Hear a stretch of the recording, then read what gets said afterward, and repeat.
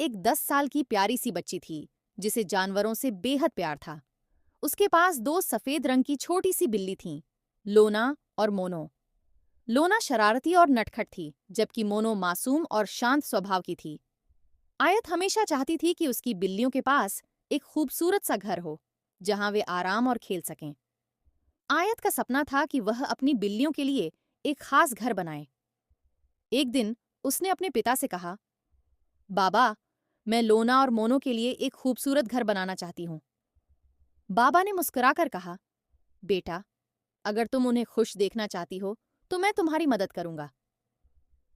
आयत बहुत खुश हुई और तुरंत लकड़ियां, रंग बिरंगे कपड़े और कुछ पुराने कार्टन जमा करने लगी। बाबा ने उसकी मदद की और वे दोनों एक प्यारा सा बिल्लियों का घर बनाने लगे। कुछ दिनों की मेहनत के बाद उनका काम पूरा हो गया। बिल्लियों के घर की छत नीली थी, खिड़कियों पर छोटे पर्दे लगे थे और अंदर नरम बिस्तर और खिलौने रखे गए थे। आयत ने यह घर अपने बाग में रख दिया, जहां हरियाली और खूबसूरत फूल थे।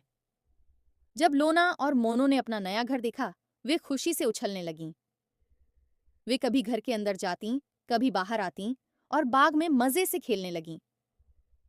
कुछ दिनों बाद आयत ने देखा कि उसके बाग के सारे फूल मुरझाने लगे हैं। वह बहुत उदास हो गई और सोचने लगी कि बाग को दोबारा कैसे खूबसूरत बनाया जाए। आयत ने मेहनत से बाग की देखभाल शुरू की, रोज पानी दिया, नए बीज बोए और पौधों की सुरक्षा की। कुछ ही दिनों में बाग दोबारा हरा भरा हो गया और तितलियां फिर से वहां उड़ने लगीं। अब बिल्लियां खुश थीं, बाग जादुई सुंदरता से भर गया था और आयत को सुकून मिला कि उसकी मेहनत रंग लाई।